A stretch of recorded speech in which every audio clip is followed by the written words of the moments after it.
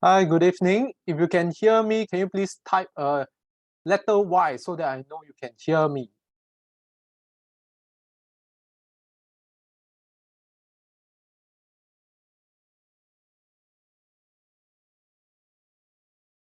Thank you, Siu Hong. Thank you, Serene. Okay, so you can hear me, you can see me, you can see my screen. Okay, so before we start, thank you for being early. Just want to share with you, if you are a CFD trader or you want to start trading CFD, we have a new platform called the MetaTrader 5, and you will get perks if you join us this season funding and trading with the MT5. So these are some perks that you can see on my screen. You can get airports, trading credits, Grab vouchers when you open an account and trade with us. Just a short sharing that there will be different tiers. So you choose your welcome bundle. It's an appreciation from our department. If you are going to open an MT5, the initial funding is important. So choose your initial amount carefully so that you'll be eligible for the bundle. So for example, if you want welcome bundle 1, then you put in 1,500 and do 5 trades. If you want welcome bundle 2, then you just put in $5,000. If you need any platform support, you can join me for my webinar next week. Over here, you can scan the code and register for the webinar. Sorry, not next week, next month, 5th of June. I will share with you how to use the MT5. And if you are in a hurry to trade, to take advantage of the market movements, you can also email us at QQ team, and we will be more than happy to meet you up for coffee and support you. So let's start proper. Okay, today I have with me Jeremy. Jeremy is my teammate. We are going to talk to you about the Singapore market, and we will share with you the fundamentals and what we're seeing on the technical side of things. Okay, just a disclaimer that all this information, you can find them on public resources. These are for education. If the information is useful to you, it is up to you to make an informed decision in your investments and trading. So now I'll hand over to Jeremy. Over to you. Okay, thank you, Minghan. Okay, so if you guys can hear me loud and clear, can also help me type a clear inside the chat box so that I can know that all is working. Okay, thank you, Dave. Okay, thank you, Sihong. Thank you, Victor. Thank you, Minghan. Okay, so here's the outline for today. Yeah, it's very simple. So today we'll be focusing on the Singapore market. Okay, outline is as follows. I will be covering the Singapore market in 2023 so far. We'll do a review, followed by outlook for the Singapore market ahead for 2023. And we also share the stock picks based on what our outlook for the Singapore market is currently. So we'll share both on the FA and the TA side of things for the counters that we'll be looking at. And along the way, we'll also be sharing a special bonus. Okay, later maybe Minghan will share more about this with you guys. Okay, next slide. Okay, so for the Singapore market in 2023, so it has been quite a ride for the Singapore index, the Straits Times index this year. So in the first quarter of 2023, we saw a 3.5% rise in January. And however, it returned all its gains to finish the first quarter relatively unchanged. Okay, if you see the white box. And it was also because the higher than expected inflation in the US plus the jitters over the bank saga. Okay, and for the second quarter, you look at the blue box. So in April, the ex-dividend dates for banks and other index component stocks actually underpin the Straits Times index.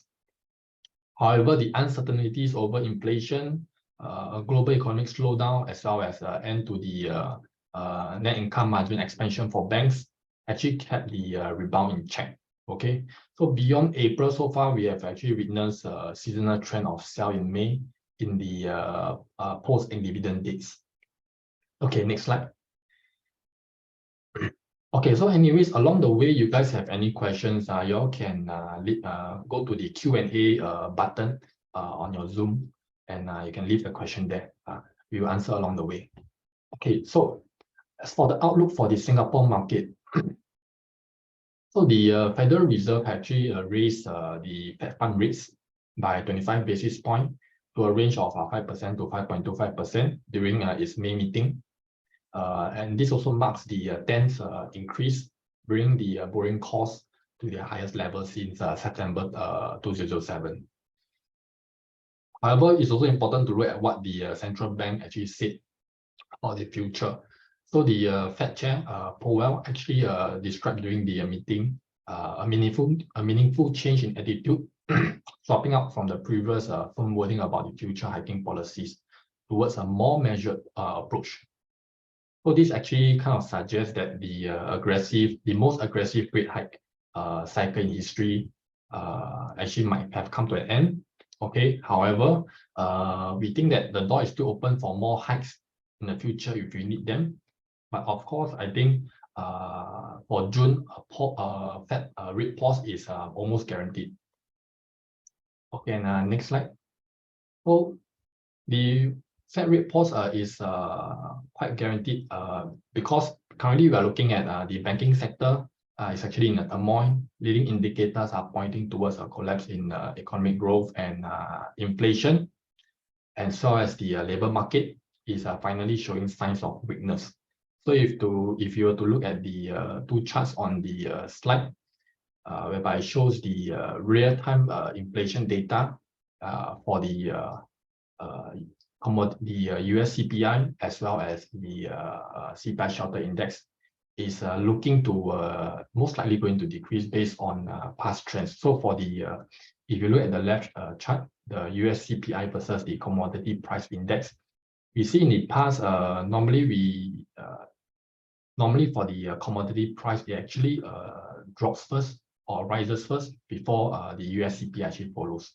Similarly for the Zero Rand versus the CPI shelter index.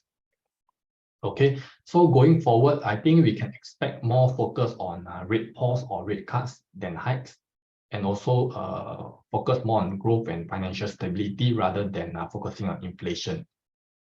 Okay, so next slide. So you might be thinking, so why does the Fed fund rate actually matter to the Singapore stock market scene? So maybe a quick background on how the Singapore manages our currency. Okay, so Singapore don't really manage interest rates, but it actually pegs the Singapore dollar exchange rate against a basket of currencies. So USD is one of the major currencies that the Singapore dollar is benchmarked against. This means that the Singapore has been inheriting the rising interest rate from the US. So as the US Fed actually increases their rates, Singapore bond yield is likely to go up further. And REITs, which we all know are generally higher yielding instruments, as well as other dividend stocks, would become less attractive investments since Singapore bonds offer the same, offer almost the same returns, but are actually safer investments. So for investors, why should they take more risk for the same return? So in the case of rising rates, investors are likely to dump risks and buy bonds. So however, as we expect the Fed current hike cycle to come to a pause or even rate cuts at the end of the year, rate sensitive sectors such as REITs and technology may see renewed interest. So if you look at the graph on the slide, for tech and REITs, it actually outperformed the benchmark STI, the Straits Times Index, when the 2018 Fed rate hike cycle actually came to a pause from December 18 to June 19. So you can look at the right side of the chart here. So you can see that both REITs and tech index actually outperformed the STI for that period after the rate pause. Okay, next slide. So next, As for China's reopening and recovery, I think this is one factor that we also can look at in terms of what are the counters that we can look at later on. So first, let's look at China's April economic data. So China's economic data for April actually looks quite robust. So the main indicators of the country's performance, which is retail sales and industrial output, both grew by 18.4% and 5.6% year-on-year. However, it's important to note that this rebound is actually mainly due to quite a low base from last year's lockdown. And next, for fixed asset investments, which is a gauge of expenditure on items including infrastructure, property, machineries and equipment, actually rose by 4.6% in the first 4 months of 2023 year-on-year. As for property investment for the first 4 months, it fell by 6.2%. And lastly, as for unemployment, the jobless rate for the 16 to 24 age group in China actually hit record high of 20.4% in April. And the overall jobless rate stood at 5.2% in April. And however, despite missing expectations, I believe that China's economy is still on a gradual path to recovery. And the reopening and recovery story actually is still in its early phase, but I think will likely continue to support market performance. So also it is important to acknowledge that the external environment that China is facing currently is more complicated than it was facing in the previous recoveries. So for instance, in the past, China's previous economic recoveries were generally in sync with the global economy. Okay, but this year, when the Chinese economy start to recover from the pandemic hit, the global economy, especially the developed economies, is actually on the decline, with the US and other Western countries even risking going to a recession and financial crisis. Okay, next slide. Also, China's reopening and continued upside to regional travel and tourism should offset the slowing growth and financial instability shocks in the US and Europe. And next, we saw that China's administration actually cut the required reserve ratio by 25 basis point in March. And I would say this shows a strong commitment to sustain the growth in the near to midterm.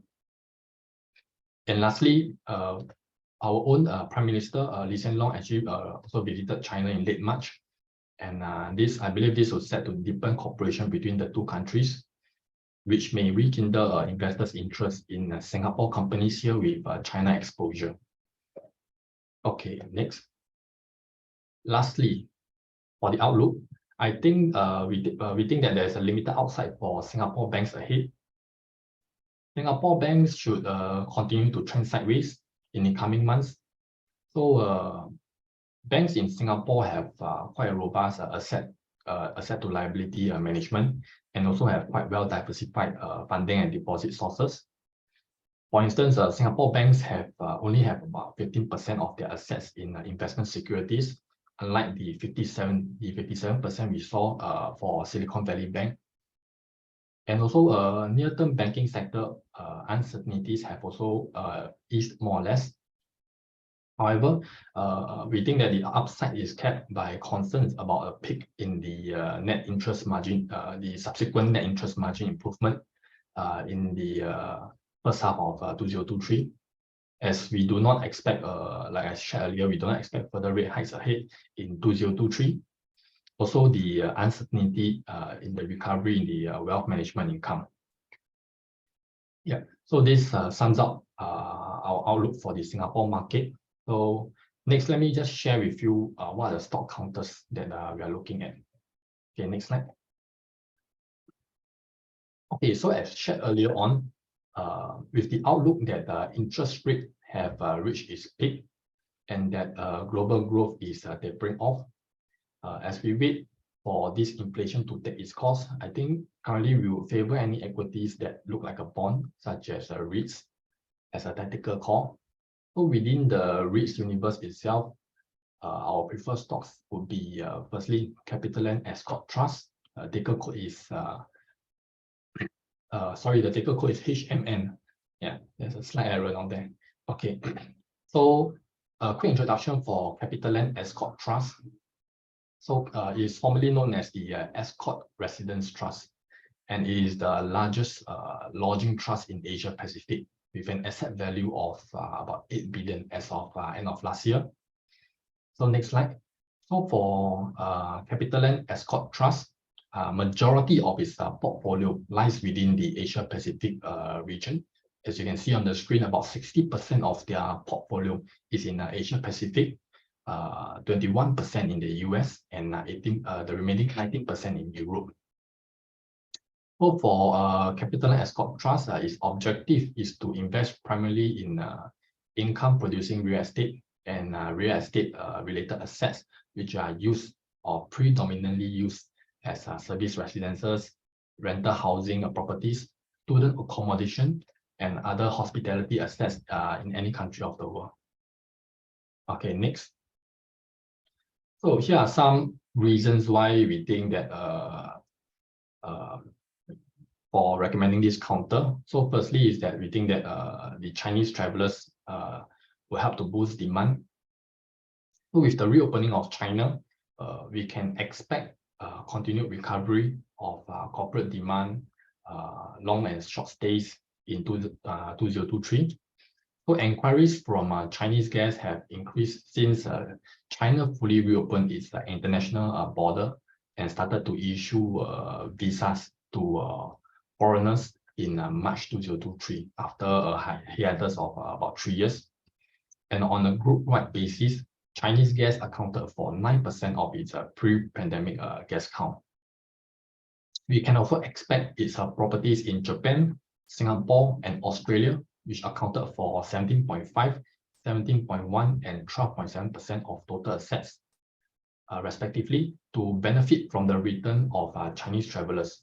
So Chinese nationals accounted for about 25 to 30% of visitors' arrivals for Japan, as well as for Singapore and Australia on a pre-pandemic basis. Lastly, we can also expect flight capacity to increase to 25% by April 2023, as global airlines are running at only 11% of pre-pandemic capacity levels for flights to and from China as of Jan this year.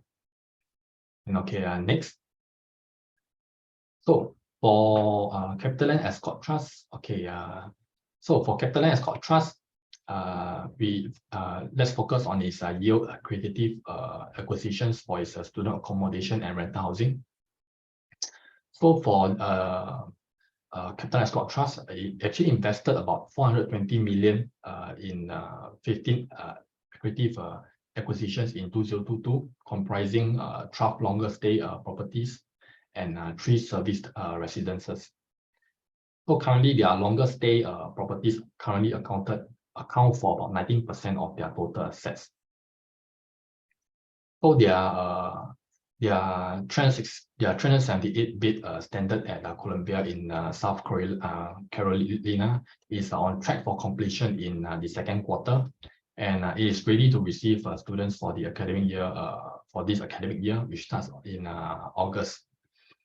And lastly, for CapitaLand Ascott Trust, it actually have quite a resilient balance sheet. So if you look at the various metrics, for instance, its aggregate leverage is healthy at 38.7%, and its average cost of debt, even though it rose to 2.3%, it is still amongst the lowest within its subsegment.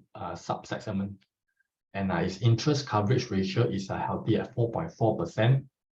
And its total debt on fixed rate remain high at 75%, similarly for most REITs. And lastly, its weighted average debt to maturity remain at about 4 years. Okay, so that's our first pick, which is CapitaLand Ascott Trust. Okay, next slide. So our second pick, CapitaLand China Trust. Okay, so how many of you here are shareholders for this counter? Maybe you can just type me inside the chat. Yes, let me get a rough sensing. Anyone? Or for CapitaLand Ascott Trust? Mike C, me.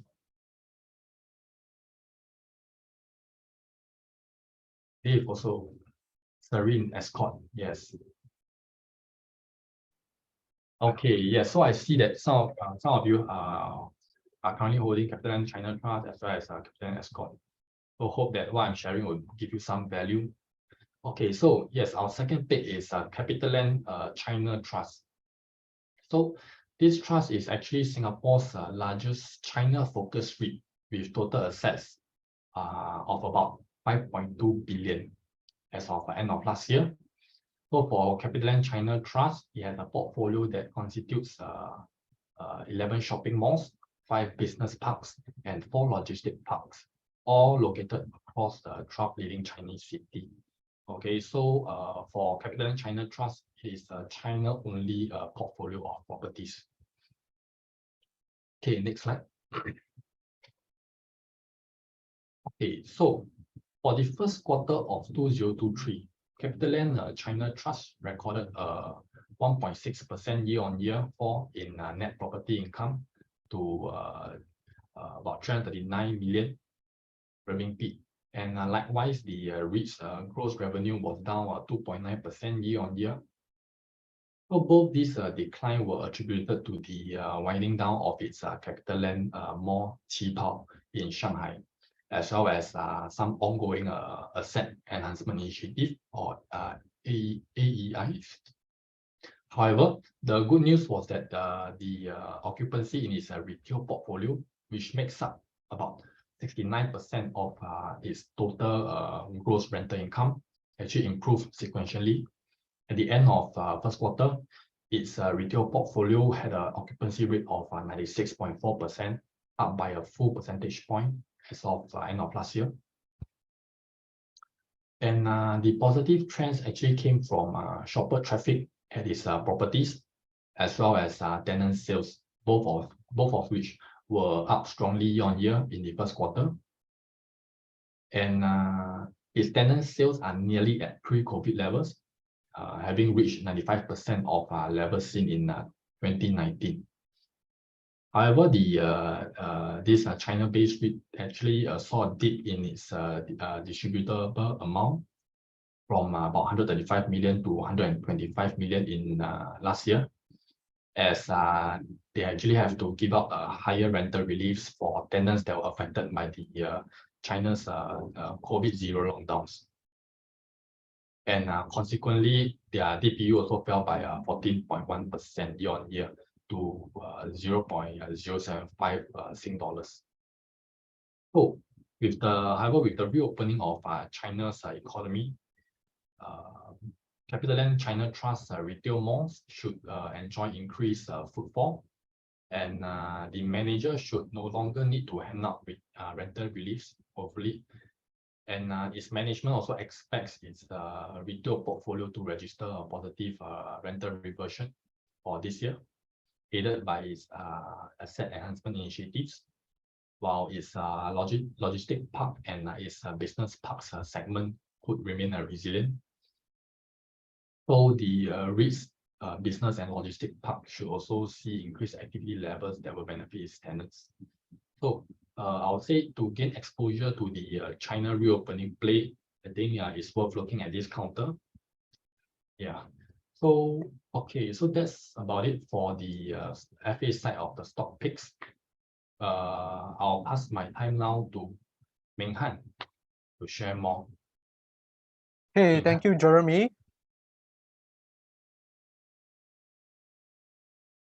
Okay, everyone, thank you for joining us tonight.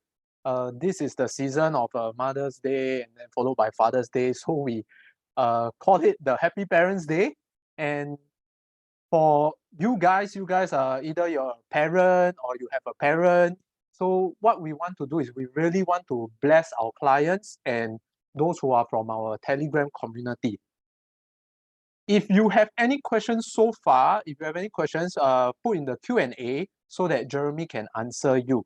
If you have no question, you just type so far so good. So SFSG, just type it in the chat so I know I can continue to the valuation side of things. Thank you, Victor. Thank you, Dave. Thank you, Serene. Thank you, Siu Hong. Thank you, James. Right, so just now I was talking about want to thank you guys, and we don't just thank you guys by saying thank you. We really want to make it more tangible. So I actually have I managed to get approval to really do something good for our community and our clients. If you are here today, you take off precious time to join our webinar, but you are not my client or you are not on the Telegram, now is the time to join. And then later on, I'll follow with some instructions on what I need you to do so that I can link up with you and send and deliver to you the special gift. So I leave this QR code here for a few minutes. I think I saw a question.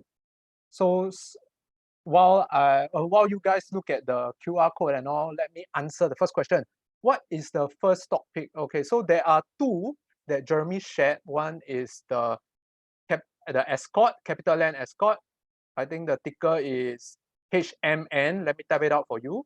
The other one is the AU8U, which is the CapitaLand China Trust. All right, so let me move on. So this is something which I saw on Tuesday. So I just want to record for myself and for you guys. So this is what I see on the CapitaLand China Trust. And before I continue, can you share with me, after hearing from Jeremy, which one do you prefer? If you prefer CapitaLand Ascott, you type a letter A. If you prefer CapitaLand China Trust, you type a letter C. B? What's B, Mick? A, all right. Okay, so most of you like Ascott. Yeah, so a lot of you are very informed investors, and I love to have informed investors and traders inside my community. Okay, so those who are putting letter B, I assume that you don't like either one of them. Okay. So this is CapitaLand China Trust. The price continues down. Watch for the price at $1. This is what I journaled to myself. There's a resistance area, and there's a downtrend, and these are the prices that I look at. So why do I look at them? So I'm going to show you now. Okay, if you can see my screen, my chart, can you type a letter Y so I know that you can see my chart? Thank you, Dave. Thank you, Victor. Thank you, Serene. Thank you, Zhenhao. All right. So this is CapitaLand China Trust. So let me zoom out to the weekly chart. So on the weekly chart, I have drawn the support and resistance. The 1.37 is really just for my own reference. It doesn't really matter because it's too far away. So you can see that it's in a downtrend channel. And if I zoom in, you can see that it has broken the 1.06, which I mentioned, and moving down. So if you are investing, but you also use TA, chances are you can take a look at when it goes to $1. But if you want to invest other than $1, usually what I recommend is go in tranches instead of all one lump sum. So you can also consider 106, $1, and also around 80 plus cents. But why do I say that? So now I will show you the FA side of things. When it comes to FA valuation, I like to use a price to book ratio. So let me hide my lines now. This price to book ratio, I take the price to book ratio, I multiply by the current book value. That means the latest book value of CapitaLand China, and I see what is a fair price or rather what is the derived price, the calculated price. So this purple line is the book value. The red line is one standard deviation of the price to book. And the green line is one standard deviation down of the price to book. So if you study statistics, 68% of the time, prices fall within this range. But because the market is made out of you and me humans, it doesn't really follow a normal distribution, but it's just indicative. So looking at the price, you realize that most of the time, prices are below one standard deviation. So 1.06 may not really hold, right, based on the historical. So I have something else which can give me a better view. I take the 10-year low of the price to book, and I take a look 10-year low. So you realize that there's a number of times it goes below one standard deviation, it touches the 10-year low, and it comes back. So a 10-year low would be where I will consider entering my last tranche. If I am a lump sum person, I will only consider here, right, which is around 82 cents. And of course, if it's a downtrend, some of us don't really like it. Or some of us, a lot of us actually say that we like Ascott. So this is what I have for you for CapitaLand China Trust.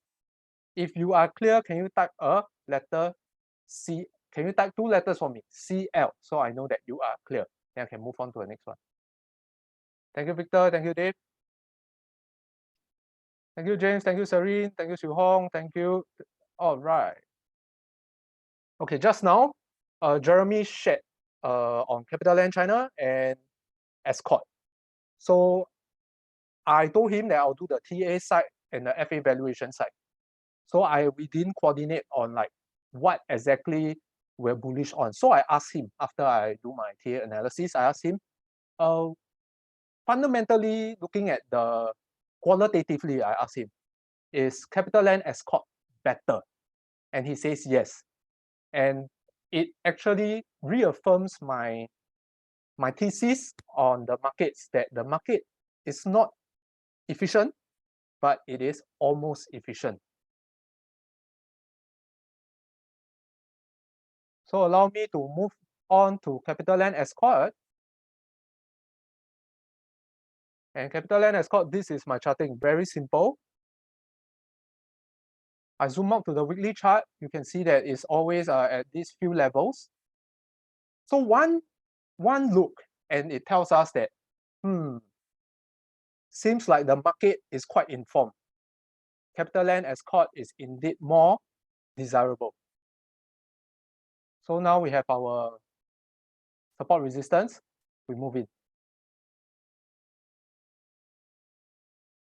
Very straightforward, but what prices can we look at? So let's take a look at my journal. So this is CapitaLand China, this is what happened. Just want to reinforce this idea to you guys. If you invest, price is what you pay, right? Price is always what you pay because you're going to be there for the long haul. Second thing, if you are trading, you need to get confirmation most of the time.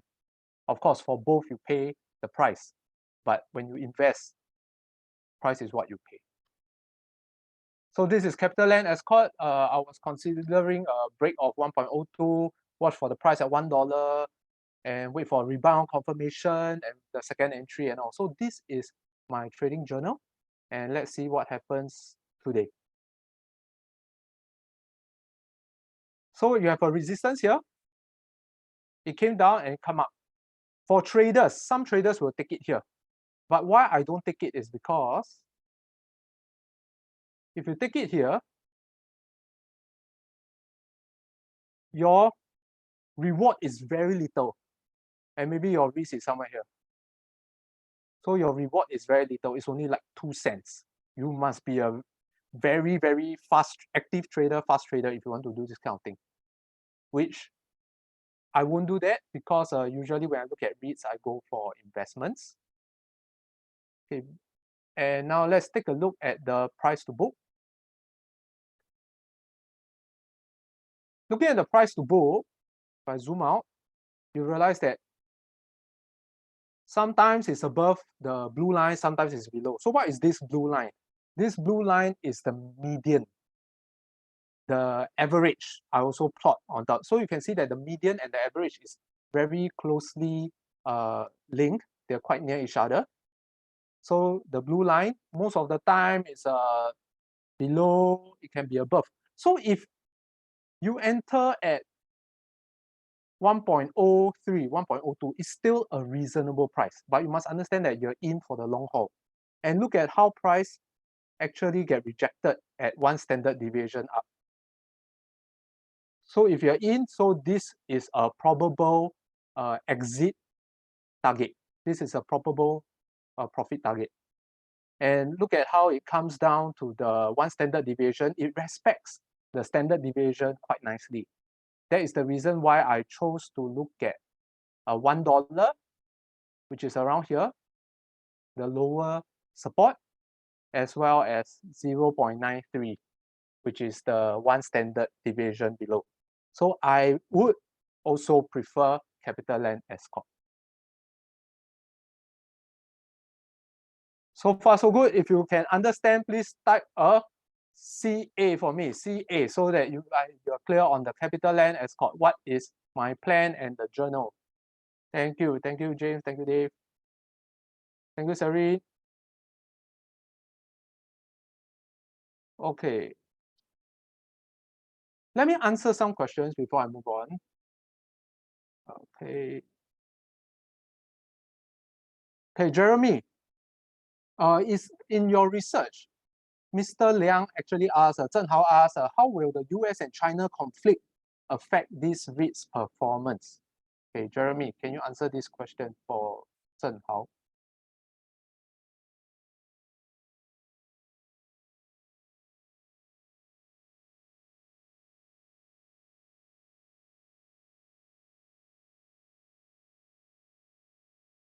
Okay, Jeremy?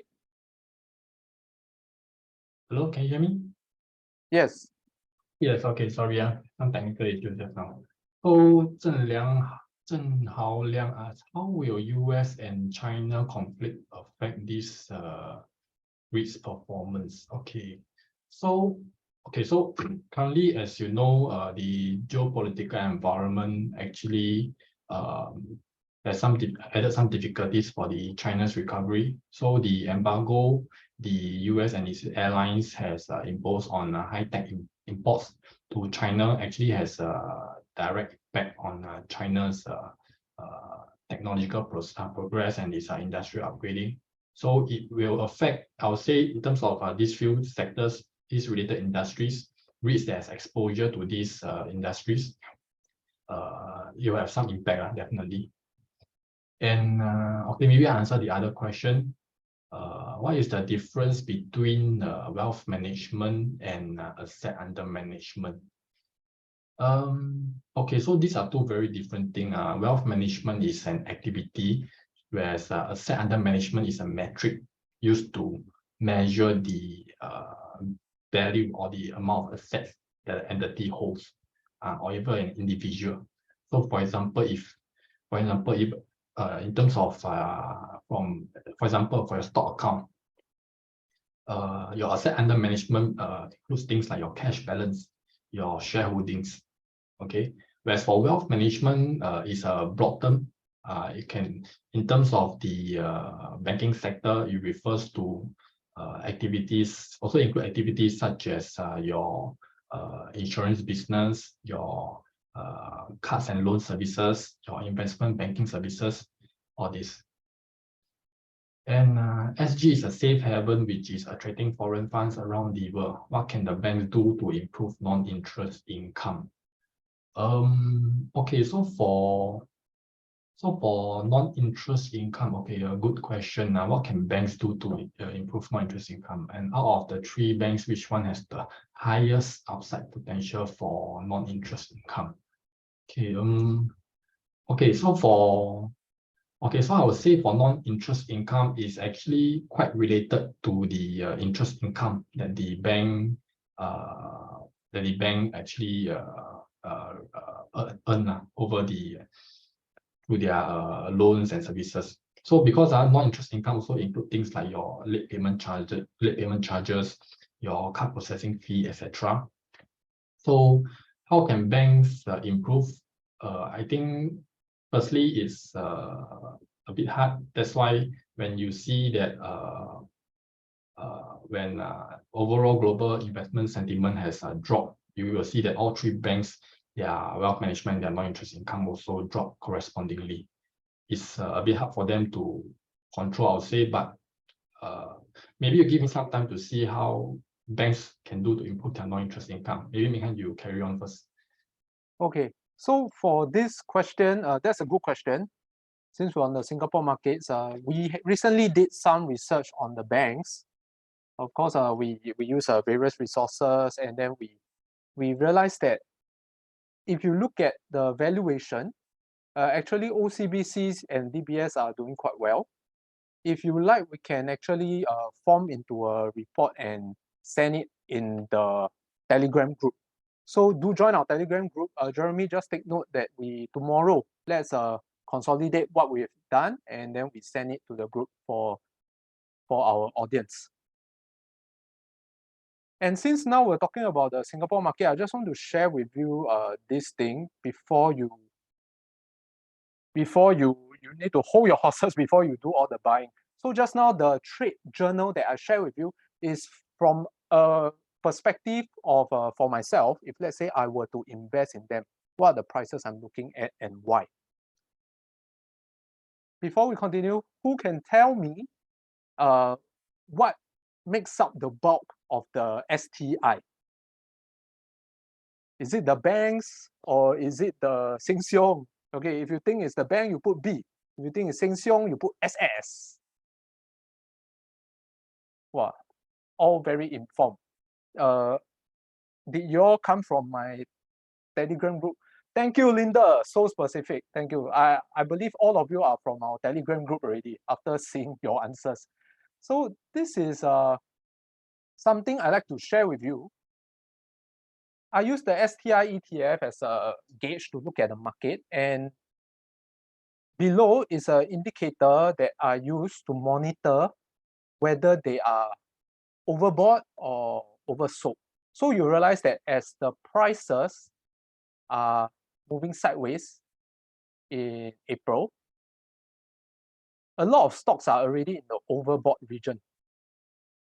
And we know that the banks especially makes up 40%, right? Like what Linda said, makes up a huge percentage.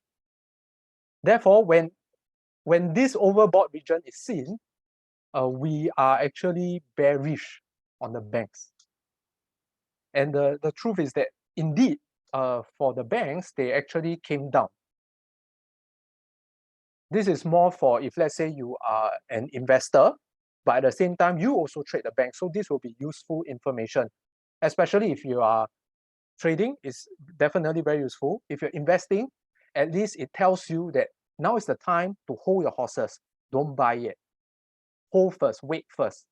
So just now, if we go back to the indicator, you realize that a lot of times when the blue and red line is in the region of 12, right, there will be a rebound. There will be a rebound because prices keep going lower already. So now what I am waiting for personally, I'm also waiting for it to come down further. So maybe around this 12 to 15 region is where I will start looking at the banks. So now let's move on to the banks in the Singapore market.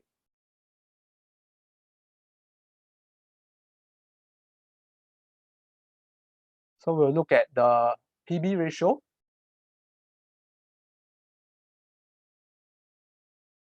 So just now we saw that the STI was showing that, okay, it's a bit overbought. So if you look at your PB ratio, just now I talked about the one standard deviation up and down, right? So now you realize that DBS is, everybody knows DBS is good. So there's always a premium. It commands a price premium. So what indicators can we use to look at whether it's high or not? I use the 10-year high price to book ratio. So you realize that at the start of this year, it has already been very high. In fact, my clients have been telling me, I should have short, I should have short. We've been talking about it since February, that, oh, it's high, we should wait for indication to short. Let's say you can see that there is a trend line here, right? Once it breaks, that's why my clients, they know that, okay, I already know it's high, I'm just waiting for a trigger to short. So it breaks, they go short, and then they make some from the short-term trading. So this is how we value the banks. So you can see that, so you can see that there's some prices that we're looking at, like $30. Most of the time DBS is above the median. So personally, I'm not very greedy. It reached $30, I'm very happy to pull the trigger. And let's take a look at UOB. Same for UOB, you realize that these are the trend lines. It comes down. Oh, okay. So I've drawn this blue rectangle since February, and this is actually in the price range that I'm looking at. Most of the time, it ding-dongs between the median, but at least this is one price I'm looking at, and another one is 26 because it is a support. So when we look at investments, right, we always go in tranches. So at most split it into 4, don't split into 5, 6, 7. Otherwise, I think the amount won't be meaningful. And next, lastly, we look at OCBC. So OCBC, okay, let me remove the 10-year high, put in the standard deviation. So most of the time, OCBC is below the median. This is what the market is telling me. Even though fundamentally, I think, oh, this is a fair price, this is a fair price, but the market won't give it to me. So I cannot be forcing the market, right? I should be following the market. So in that case, what is a reasonable price that we can look at? We can look at like the support, 11.75. We can look at the one standard deviation low at $11. I think these are reasonable prices that personally I'm looking at.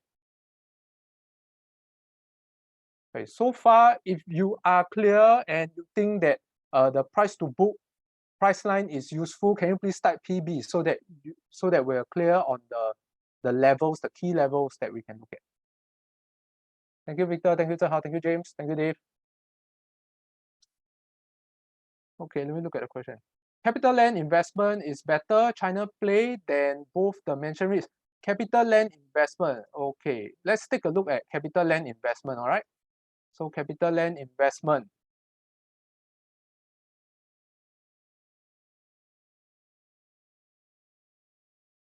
Doesn't look like, I don't think this is the one you're looking at, right? James? Do you have the ticker code? Is this the one? No. 9CI. Okay. 9CI. CapitaLand Invest. Okay.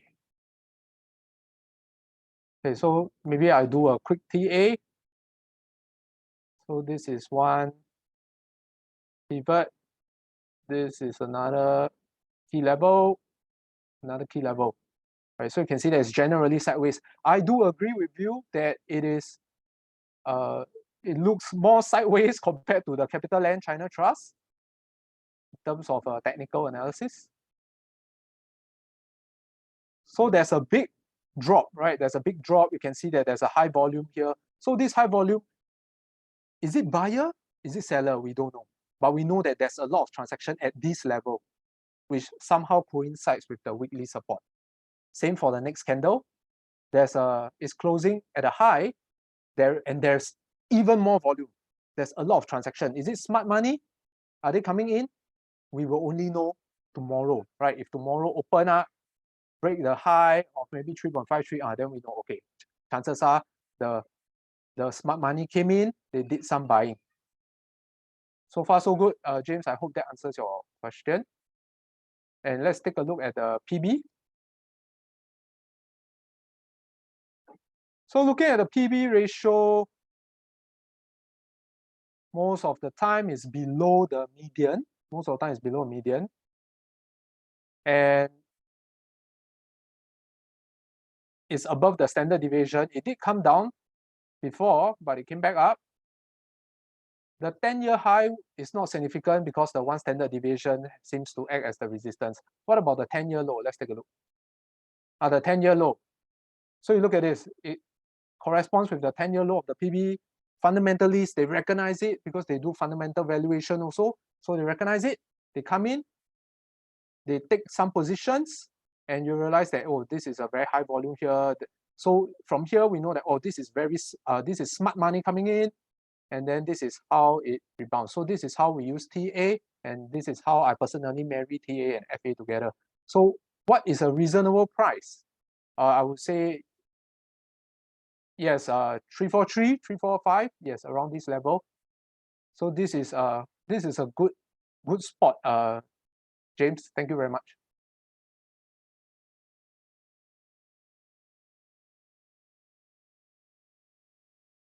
Hey.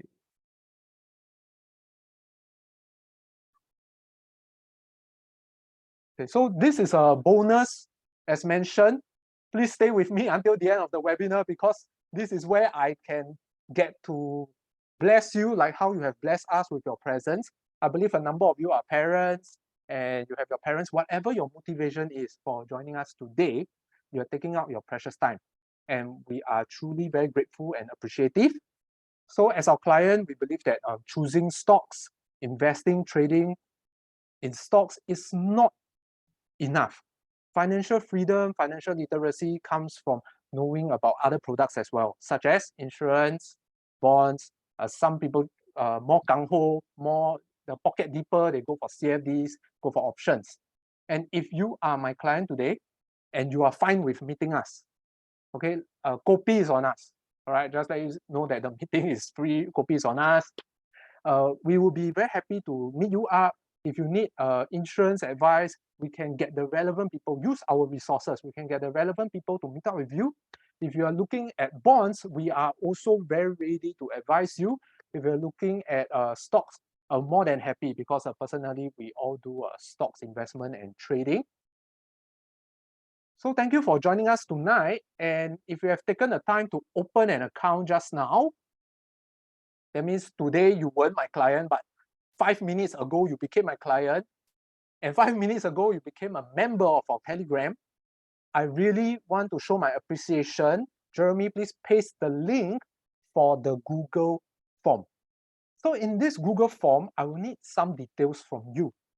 You're my client, you're my member on my Telegram community.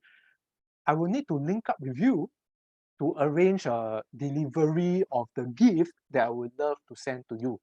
And I assure you, father, mother, grandfather, grandmother, all will like it. All will like it. Okay. Okay. While you're doing this, let me look at the questions. Can we see the two Jardines TA as well, as they take up about 16% of the STI? Okay, this is an anonymous attendee. Yes, James, TF is also under us. Okay. Right, let's take a look at the Jardines as requested, since we're looking at the Singapore market today.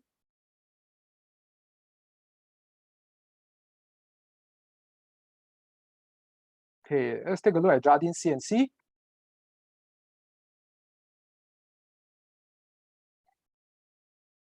Okay. So this is a resistance here, and I like this support area. This is they broke out of the downtrend, and now there's this uptrend, which I want to find out more on this uptrend. So I'll draw a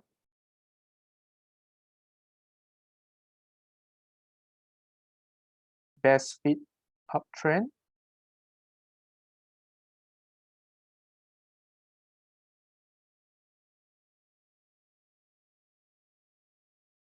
Okay.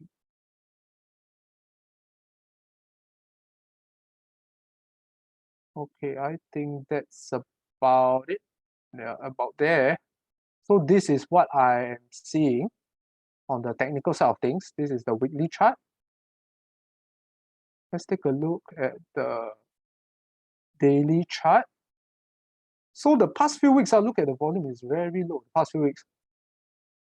And it's on an uptrend, right? So if the volume is low, it's telling me that there is a lesser demand for it to go further. And once we zoom into daily, we realize that it is quite true because of this long shadow at the top.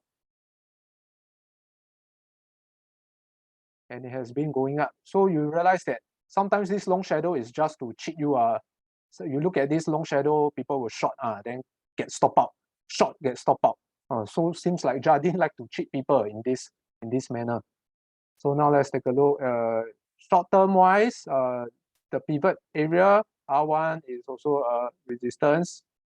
Okay, this is also a support, right? It's a support here. Yep. So it's around this area. So let's take this line. Papa. So now, if it's at the uptrend, I will want to wait for it to come down. Okay, so Jardine CNC, if I look at the price to book doesn't really give me anything meaningful. So I will be looking at the, let me see if I can see more from the other price lines. Give me a moment.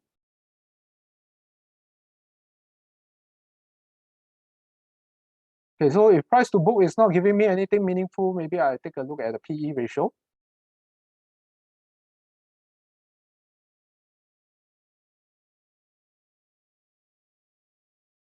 Okay, PE ratio. Most of the time is below, now it's at the PE. So I would think that it is about to come down, so that is my take. Okay, the other Jardine, let's take a look.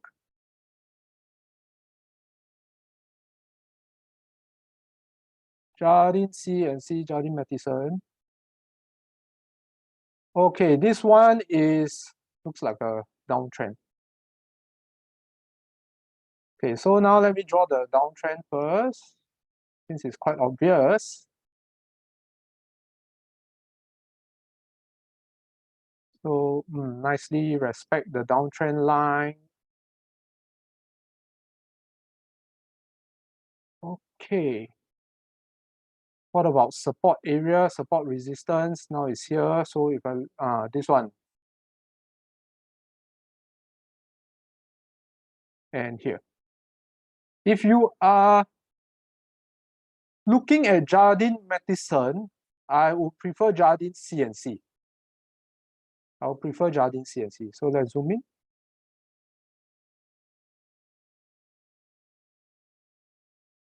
Yeah, I would prefer Jardine CNC in this case. All right. What will be the meaningful PB value? Okay, Suilo, so it really depends on the business model. Why we use a price to book for the REITs is because the REITs make money from renting their properties, their assets, right? So other than assets, they have to pay off their liabilities. So what's left is the shareholder value. And that's the reason why we use the price to book ratio. And indeed, a price to book ratio gave us a meaningful view of the Ascott just now. I hope that answers your question. Okay, everyone, thank you very much for joining us once again. Please join our Telegram group, open account with us, and also fill in the Google form. That's one avenue where I can reach out to you. While stocks last, I got limited stocks. But thank you very much for your time. Okay, thank you everyone. Thanks for joining us today. Enjoy your rest of the evening. Thank you, Dave. Hey, Vanessa, can we have some music for a few more minutes? Thank you, Zhen Hao, so that if there's any more questions, I can answer them also on typing. Okay. Thank you, Linda. Dave. Thank you, Thank you, Serene. Chen Hao. Thank you, Linda. Thank you, Serene. Please take this chance to fill in the Google form because you have a head start. Yeah, you have a head start, all right. We will also share the Google form in our Telegram group later. Thank you, Casey.